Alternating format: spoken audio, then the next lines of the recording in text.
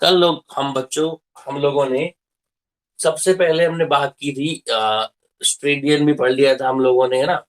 और हम लोगों ने जो डिस्टेंस को मेजर करने की जो छोटी यूनिट्स है, स्मॉल यूनिट्स है, जैसे फर्मी हो गया, माइक्रोन हो गया, नैनो हो गया, है ना। और उसके अलावा हम लोगों ने छोटी यूनिट के अलावा हम लोगों ने लार्ज यूनिट पढ़ी थी। जो लार्ज यूनिट के अंदर जो हमारे पास एक आता था लाइट ईयर, एक एस्ट्रोनॉमिकल यूनिट और एक आता था पार्सेक। 1 लाइट ईयर कितना होता है बता दिया था मैंने आपको, 4 पॉइंट समथिंग, है ना।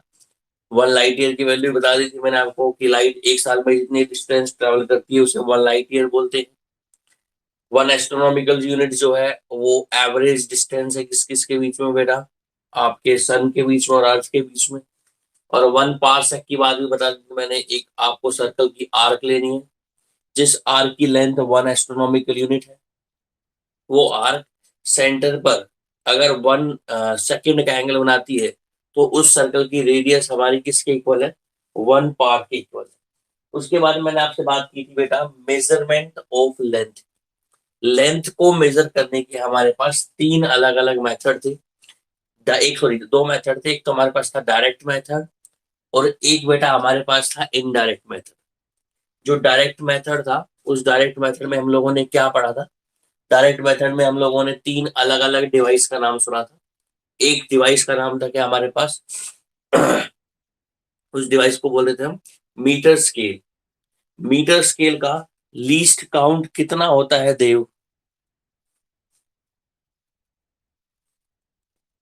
देव, मीटर स्केल का लीस्ट काउंट कितना होता है? एक बार में अनम्यूट हो जाना चाहिए।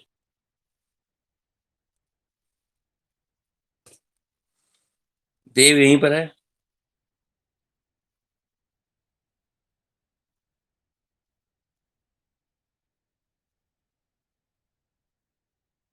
देव,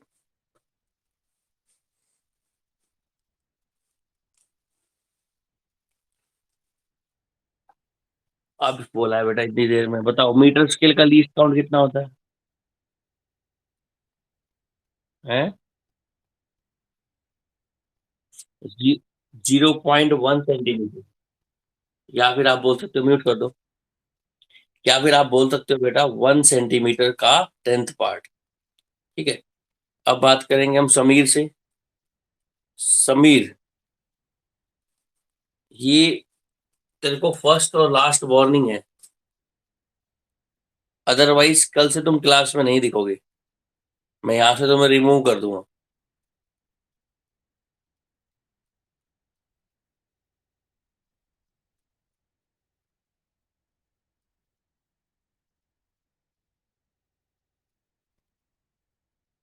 वंदना आप बताओ, वर्नियर स्केल का लीस्ट काउंट कितना है?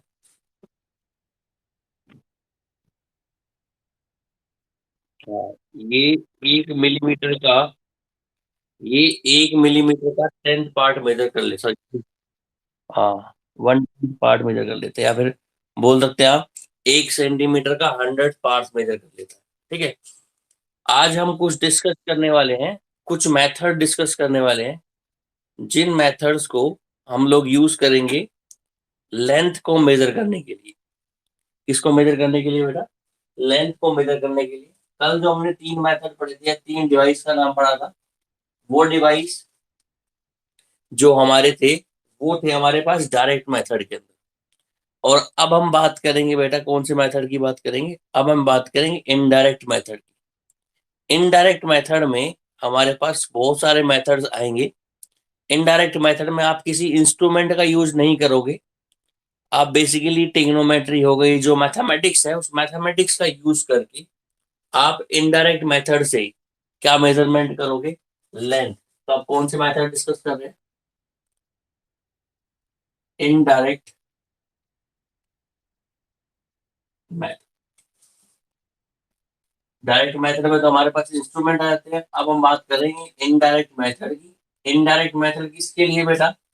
इनडायरेक्ट मेथड लेंथ को मेजर करने के लिए। ठीक है। अब देखो, हमारे पास सबसे पहला जो मेथड है, जिस इनडायरेक्ट मेथड के अंदर जो आते हैं, देखो बहुत सारे मेथड नाम बता देता हूँ मैं।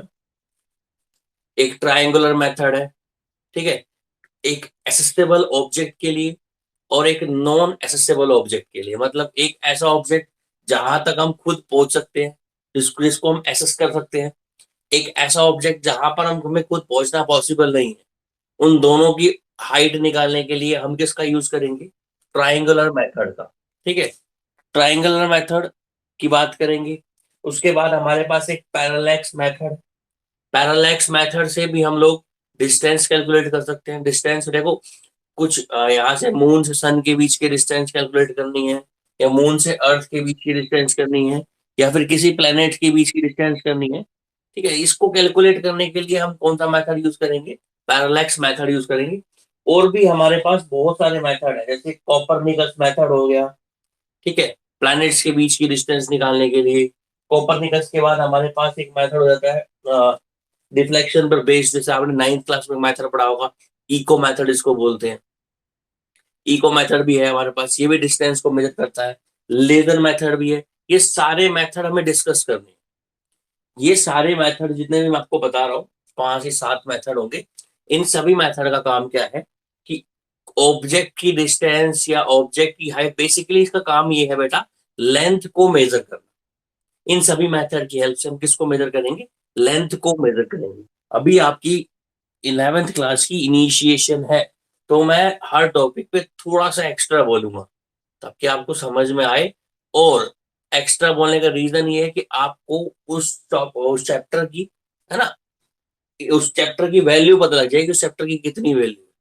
एक्स्ट्रा बोलने का रीजन ये है कि अभी देखो, हम अभी भी कुछ बच्चे हैं, जैसे नाम नहीं लूंगा मैं, आपको पता भी है, कुछ बच्चे अब भी ऐसे ही हैं जो इस चीज को लाइटली ले रहे हैं।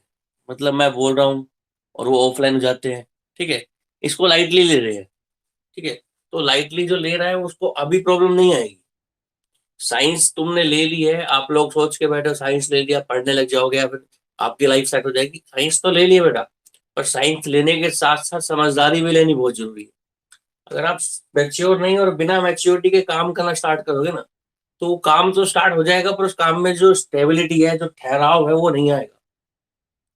कितनी ही कोशिश कर लो घर पर बैठ के, बिना माइंड सेट किए, अगर आप देखो अब भी ऑनलाइन क्लास ले रहे हो, जिन बच्चों का माइंड सेट है, जिनके ऑनलाइन क्लासेस लेने का रीजन ये है कि हाँ ठीक है, कुछ पढ़ना है, कुछ गेन करना है, उनके लिए तो ऑनलाइन क्लासेस बहुत बेनिफिशियल।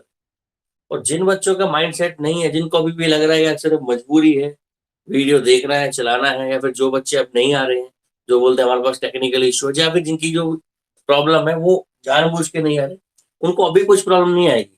मान के चलो 5 महीने, 3 महीने, 4 महीने बाद, 3 महीने बाद मैं मान के चलता हूँ, जून के बाद सपोज करो, या जुलाई के बाद आपके स्कूल खुल जाते हैं, ये मान के चलते हैं, तब जब मैं क्लास लूंगा ना, वहां पर उसको बहुत प्रॉब्लम आएगी। ठीक है, वो 10th में कितना इंटेलिजेंट हो, अल्टीमेटली वो 11th के अंदर जाने के बाद एक एवरेज या वीक स्टूडेंट के वहां पर कैटेगरी में लाई करेगा। तो मेरी बात ध्यान सुनना, जो भी क्लास ले रहे हो उसको कहीं ना कहीं मैं बेनिफिट दूंगा, और कहीं ना कहीं उनके अंदर मैच्योरिटी लाऊंगा। मैच्योर होकर पढ़ो, सीरियस होके पढ़ो, मजाक में मत लो। अगर मजाक में लेना है तो बेसिकली, अगर मजाक में लेना है भी ना, तो क्लास को स्किप कर दो, देखो ही मत क्लास। मैं आपको एडवाइस देता हूँ, अगर आपको लग रहा है कि सब मजाक चल रहा है, ठीक है, देखना जरूरी है। अगर आप सीरियस हो तभी क्लास के अंदर आओ, और सीरियस हो गए तो मुझे भी मजा आएगा पढ़ाने में और आपको भी। ठीक है, चलो, तो इनडायरेक्ट मेथड के अंदर हम लोग सबसे पहले बात करेंगे कौन से मेथड की बेटा? Triangular method. कौन से मेथड की बात करेंगे? Triangular method. ट्रायंगुलर मेथड क्या काम का आता है बेटा? ट्रायंगुलर मेथड हम यूज करेंगे, number 1, to calculate the height of a building. कोई बिल्डिंग है या कोई टावर है, ठीक है, कोई आपके पास बिल्डिंग है, कोई टावर है, उस बिल्डिंग की या उस टावर की आपको हाइट निकालनी है। क्या निकालनी है बेटा? बिल्डिंग की या फिर उस टावर की आपको हाइट निकालनी है। और वो तो टावर हमारे पास कैसा है बेटा? एक्सेसिबल है, ऑफ एसेसिबल। एसेसिबल का मतलब क्या होगा कि जिस तक हम पहुंच सके, जिस तक हम पहुंच सके। मान लो आप अपने स्कूल में ही खड़े हो, ठीक है, और हमें अपने स्कूल की जो बिल्डिंग है उसकी हाइट कैलकुलेट करनी है। जैसे आपने 10th क्लास के अंदर ट्रिग्नोमेट्री के अंदर पढ़ा था। ट्रिग्नोमेट्री में आप लोग लेंथ, वो जो तीन छह फंडामेंटल जो आप यूज करते हो ट्रिग्नोमेट्री रेशियो, उनकी हेल्प से आप एंगल की हेल्प से, है ना, आप क्या कैलकुलेट कर लेते हो, लेंथ भी कैलकुलेट कर लेते हो, हाइट भी कैलकुलेट कर लेते हो, हाइपोटेन्यूज वगैरह भी सब कुछ कैलकुलेट कर लेते हो। तो वही है।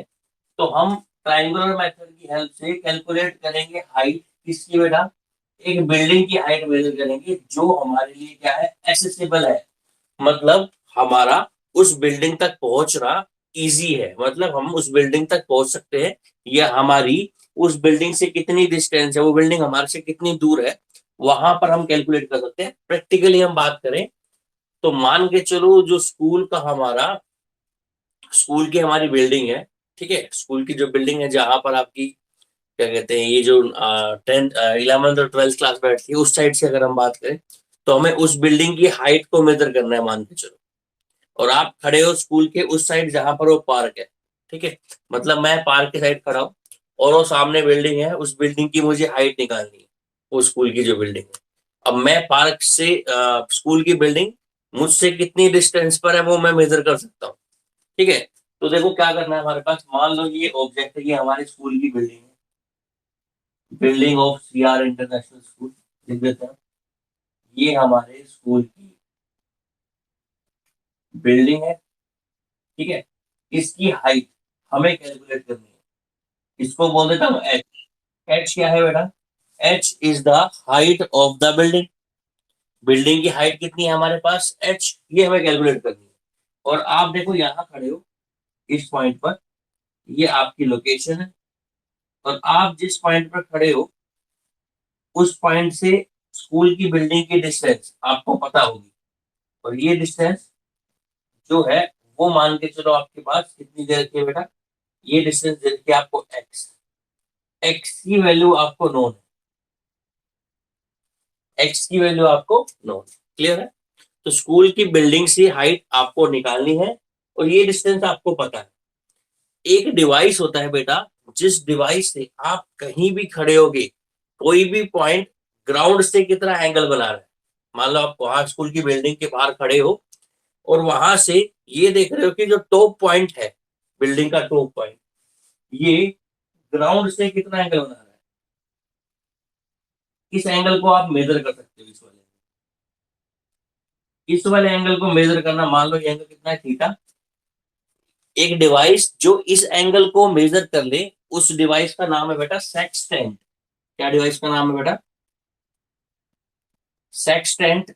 एक डिवाइस है, ठीक है। जब आप बीएससी या ग्रेजुएशन वगैरह में जाओगे ना, बीएससी ग्रेजुएशन में जाओगे तब आपको एक डिवाइस देखने को मिलेगा। बेसिकली ये डिवाइस एक दो टाइप के व्हील्स पर अरेंज होता है, जो व्हील्स बिल्डिंग की एंगल को मेजर करने का काम आता है, ठीक है।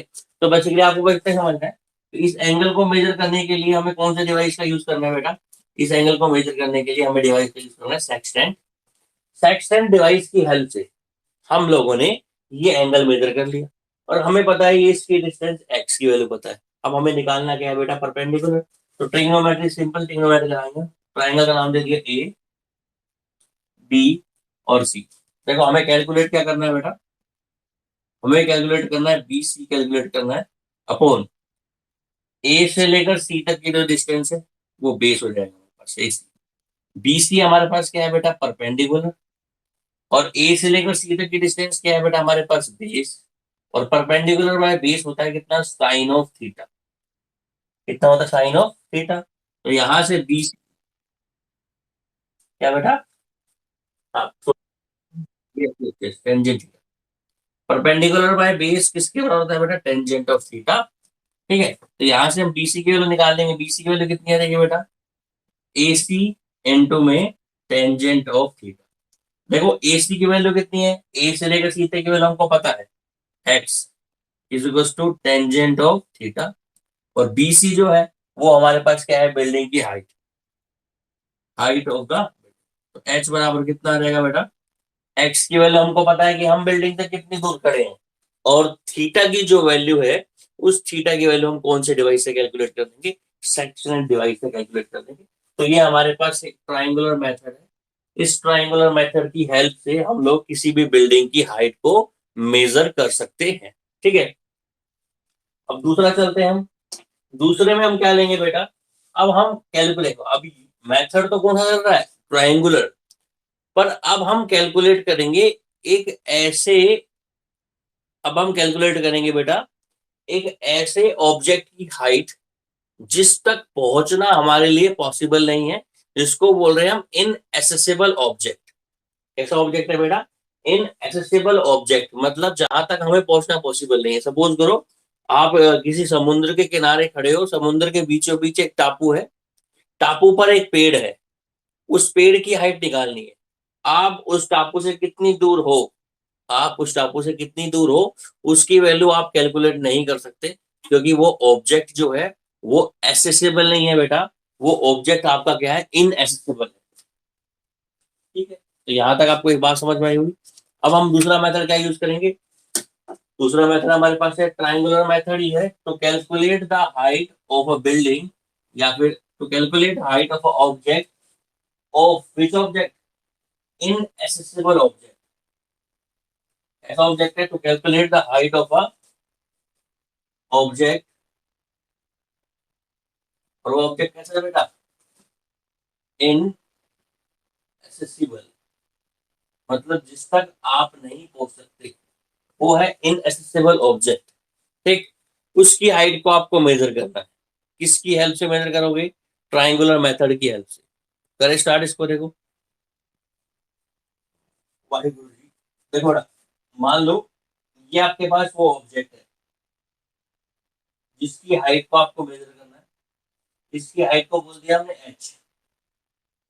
ठीक है, आप यहाँ पर इस पॉइंट पर हो, और ये डिस्टेंस आपको पता नहीं, यहाँ से लेकर ये जो डिस्टेंस है वो आपको पता नहीं।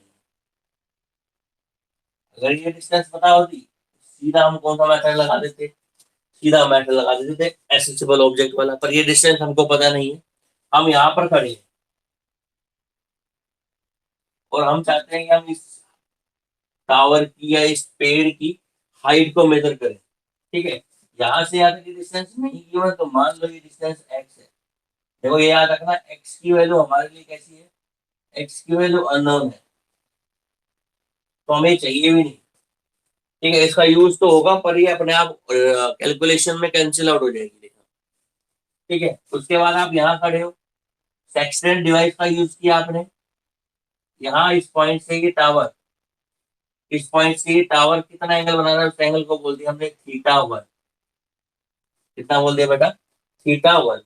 अब इस टावर से कुछ डिस्टेंस पीछे की तरफ चलो, कि कुछ डिस्टेंस अगर आगे पॉसिबल है जाना, पॉसिबल तो आगे चल दो, अदरवाइज उस टावर से जिस पॉइंट पर आप खड़े हो कुछ डिस्टेंस पीछे की तरफ चलो। ठीक है, मान लो मैं यहाँ खड़ा हूँ, सामने मेरे समुंदर है, समुंदर के बीच में एक टापू है, टापू पर एक टावर है, टापू पे एक पेड़ है बहुत बड़ा, उसकी हाइट निकाल रहा हूँ मैं। तो पहले समुद्र के किनारे खड़ा होकर, ठीक है ये समुद्र का किनारा है, वहां खड़ा होकर सेक्सटेंट की हेल्प से मैंने इस थीटा 1 की वैल्यू निकाली। अब मैं कुछ डिस्टेंस 10 मीटर 20 मीटर या 25 मीटर पीछे गया, फिर वहां खड़ा हुआ, फिर किसकी हेल्प से बेटा, 20 मीटर 10 मीटर मान लो डी डिस्टेंस पीछे चला गया मैं, डी डिस्टेंस पर पीछे चला गया, फिर मैं वहां पर खड़ा होकर सेक्सटेंट की हेल्प से हाइट, ये वाला एंगल फिर से निकाल लिया हमने। इस वाले एंगल को कितना बोल दिया आपकी बार हमने बेटा, थीटा 2। नाम दे देते हैं इसको, ये ऑब्जेक्ट हमारे पास, ऑब्जेक्ट का नाम दे दिया हमने ए बी, इस पॉइंट का नाम दे दिया हमने सी, और इस पॉइंट का नाम दे दिया हमने डी। ठीक है, करना कुछ नहीं आपको, पहले वहां पर कॉर्नर पर खड़े हो गए उसके एंगल की वैल्यू निकाल लो। उसके बाद कॉर्नर से पीछे आ जाओ, पीछे आकर जब फिर एंगल की वैल्यू निकालोगे, दोनों के एंगल की थीटा 1 की वैल्यू निकल जाएगी, और किसकी वैल्यू निकल जाएगी बेटा, थीटा 2 की। नेक्स्ट क्लास कितने बजे की आपकी, 11 o'clock।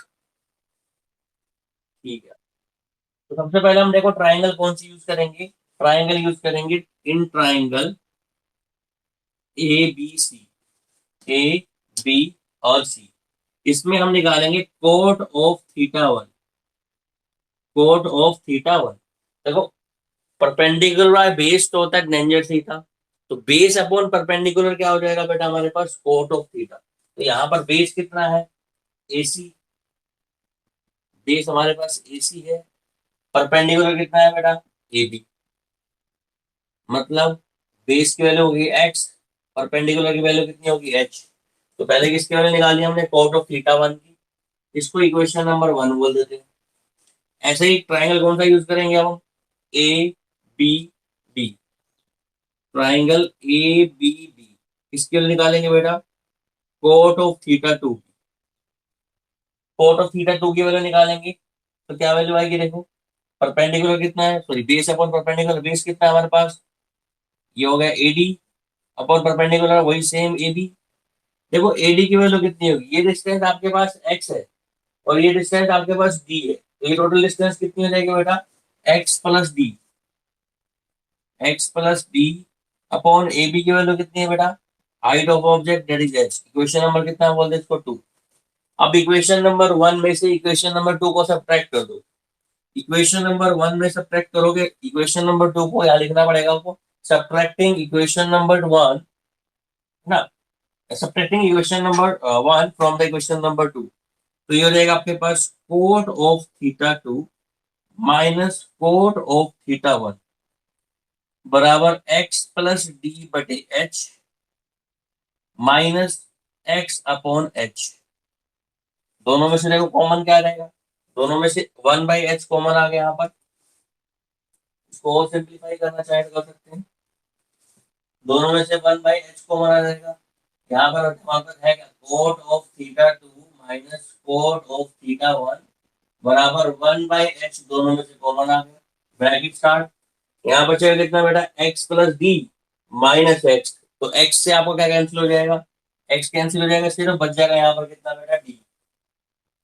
एच की वैल्यू निकालनी है आपको, हाइट ऑफ द ऑब्जेक्ट, वो किसकी वजह से, D upon coat of theta two minus cot of theta one. इस प्रोसेस से या इस मेथड से, इस प्रोसेस से या इस मेथड से हम किसी भी इनएसेसेबल ऑब्जेक्ट की हाइट को कैलकुलेट कर सकते हैं। देखो डी डिस्टेंस वो है जो मैं समुद्र के किनारे खड़ा होकर पीछे चला था, वो डिस्टेंस तो पता ही लग गया हमको, थीटा वन की एंगल और थीटा टू एंगल, दोनों की वैल्यू हम किससे कैलकुलेट कर सकते हैं, सेक्सटेंट डिवाइड से कैलकुलेट कर सकते हैं।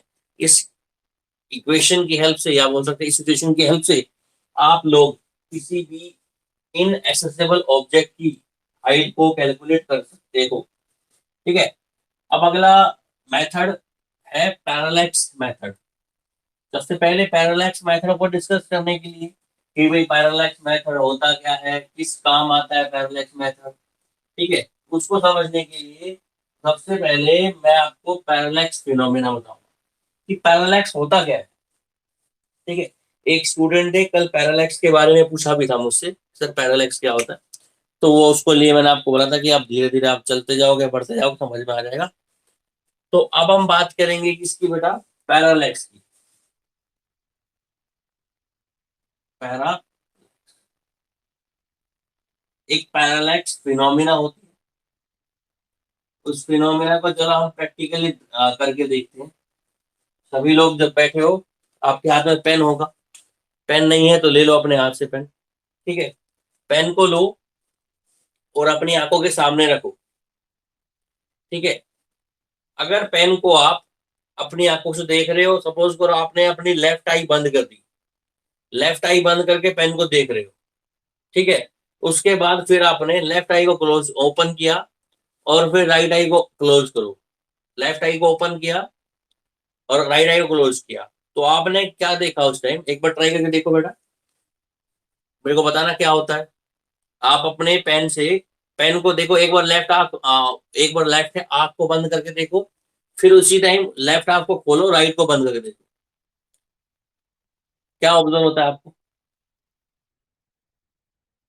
हाँ, इस पेन की जो पोजीशन है वो शिफ्ट हो जाएगी। देखो अगर आप लेफ्ट आई को ओपन रखते हो, लेफ्ट से राइट पे जाते हो, तो पेन भी राइट की तरफ शिफ्ट हो जाता है, और राइट से लेफ्ट की जाते हो तो पेन भी लेफ्ट की तरफ शिफ्ट हो जाता है। तो इस टाइप की पोजीशन में चेंज होना, जब आप अपनी आई साइड को चेंज करते हो, आई साइड के चेंज होने के बाद ऑब्जेक्ट की पोजीशन का चेंज हो जाना, ऑब्जेक्ट की किसका चेंज हो जाना, पोजीशन का चेंज हो जाना, उसी पोजीशन के चेंज को बोलते हैं क्या चीज बेटा, parallax. Parallax it is the apparent change, it is the apparent change in the position, apparent change in the position of the object, position of the object due to change in और eyesight। अपनी eyesight को जब हम change करेंगे तो object की position, मान लो देखो ये ऑब्जेक्ट था यहाँ पर, इसकी ऑब्जेक्ट की पोजीशन, सॉरी ऑब्जेक्ट मान लो यहाँ पर है, ये हमारा ऑब्जेक्ट है, ठीक है। इसको मैंने लेफ्ट आई क्लोज की, लेफ्ट आई क्लोज करने के बाद ऑब्जेक्ट मान लो यहाँ शिफ्ट हो गया, ये ऑब्जेक्ट की पोजीशन होगी, इस ऑब्जेक्ट को ओएल बोल देता हूँ। फिर मैंने लेफ्ट आई को ओपन किया, राइट आई क्लोज की, तो ये ऑब्जेक्ट कहाँ शिफ्ट हो गया, मान लो यहाँ शिफ्ट हो गया, ठीक है। और आप ये ऑब्जर्वर यहाँ पर, ये क्या है हमारे पास, ऑब्जर्वर है, ठीक है, ये ऑब्जर्वर है।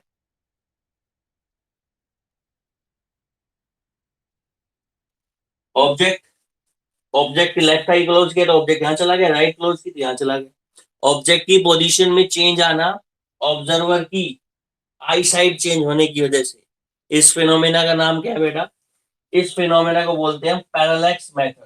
क्या बोलते हैं बेटा, सॉरी, इस फिनोमेना का नाम क्या है, पैरालैक्स, पैरालैक्स फिनोमेना है। देखो ये ट्रायंगल सी बन गई है,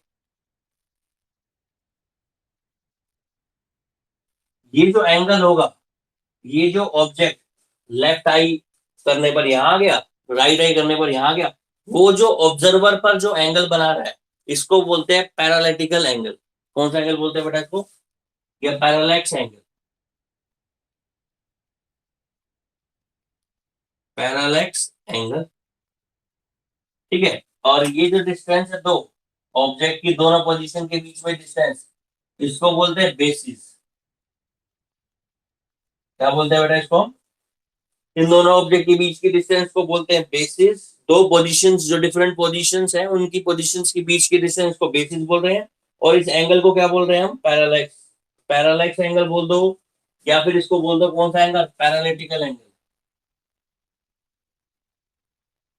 पैरालिटिकल, ठीक है। अब देखो क्या करना है, अब हमने जो ये पैरालैक्स फिनोमिना पढ़ ली है, इस पैरालैक्स फिनोमिना का हम यूज करेंगे किसी भी प्लैनेट से, मान लो अर्थ से मून के बीच की डिस्टेंस कैलकुलेट करने की। तो पैरालैक्स फिनोमिना का यूज कहाँ होगा बेटा, पैरालैक्स फिनोमिना का यूज होगा टू कैलकुलेट, पैरालैक्स फिनोमिना का यूज क्या होगा बेटा, to calculate the distance between moon and, moon और अर्थ के बीच में, मून और अर्थ के बीच में जो डिस्टेंस है उस डिस्टेंस का कैलकुलेशन करेंगे हम कौन से मेथड का यूज करके बेटा, पैरालैक्स मेथड का।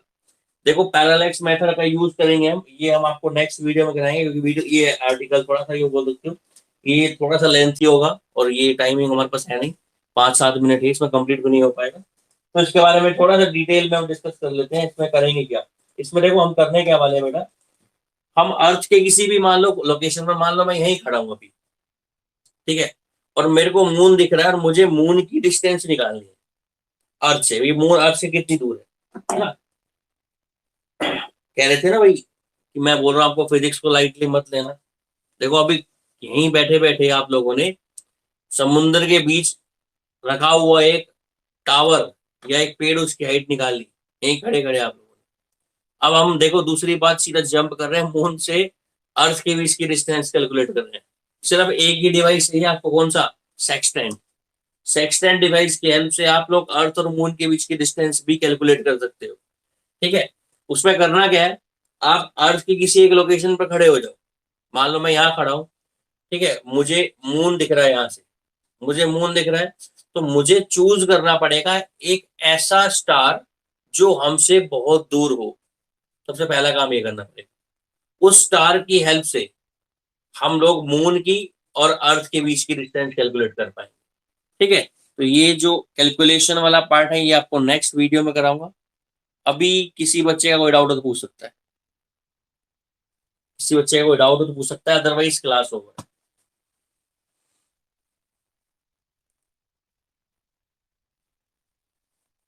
किसी को कुछ पूछना है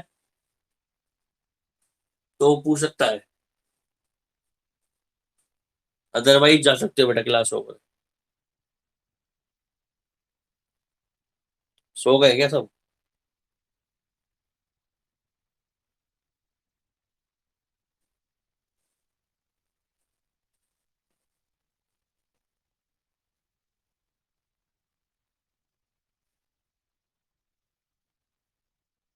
हम्म।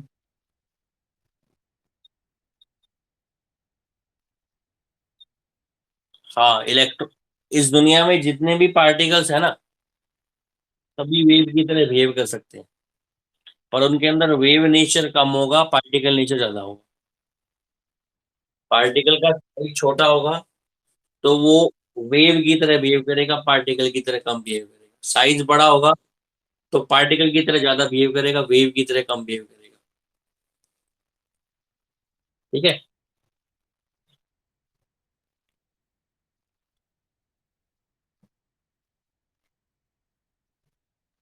स्क्रू गेज और स्पेरोमीटर में ना डिपेंड करता है सिचुएशन पर, वो कितनी लेंथ को में, वो कई बार क्या 1 सेंटीमीटर का 1000 भी मेजर कर लेता है, 1 सेंटीमीटर का 500 पार्ट भी मेजर कर लेता है। डिपेंड करता है स्क्रू गेज बनाया कैसे। तो जब स्क्रू गेज पढ़ेंगे तब मैं आपको बता दूंगा कैसे वो मेजर करता है। अलग अलग टाइप के स्क्रू गेज होते हैं, इसलिए आपको नहीं पता है। ठीक है, जब हमारी स्कूल में क्लास लगेंगे तब आपको मिल जाएगा स्क्रू गेज।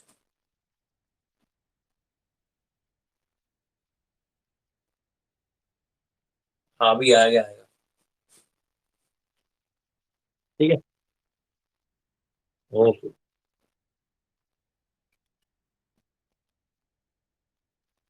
कौन सी? आफ्टर स्कूल टू कॉलेज, याद रखना। ए का मतलब ऑल, ये साइन थीटा और कोसिकेंट थीटा, टेंजेंट और cos, और ये क्या है, cos थीटा और ठीक, फर्स्ट सेकंड थर्ड और फोर्थ क्वाड्रेंट में cos थीटा और सीकेंट थीटा, ये दो ट्रिग्नोमेट्री रेशियो कैसे होते हैं हमारे पास, पॉजिटिव। बाकी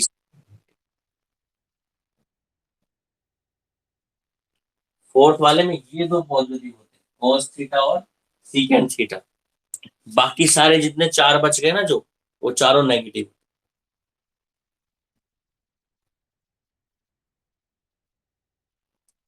नहीं, मैंने पॉजिटिव भी बताया होगा, बट आपने सुनने सुनने में गलती करी होगी। फर्स्ट क्वाड्रेंट में क्या पॉजिटिव होता है, सभी ट्रिग्नोमेट्री रेशियो पॉजिटिव होते हैं। सेकंड क्वाड्रेंट में साइन और कोसिकेंट पॉजिटिव होते हैं। थर्ड क्वाड्रेंट में टेन और कोट पॉजिटिव होते हैं। और फोर्थ क्वाड्रेंट में कोस और सीकेंट पॉजिटिव होते हैं। ये याद रखना। आफ्टर स्कूल टू कॉलेज या फिर एड शुगर टू कॉफी। ठीक है बेटा, कोई डाउट हो तो पूछो, अदरवाइज जाओ। आवेश, कोई डाउट है?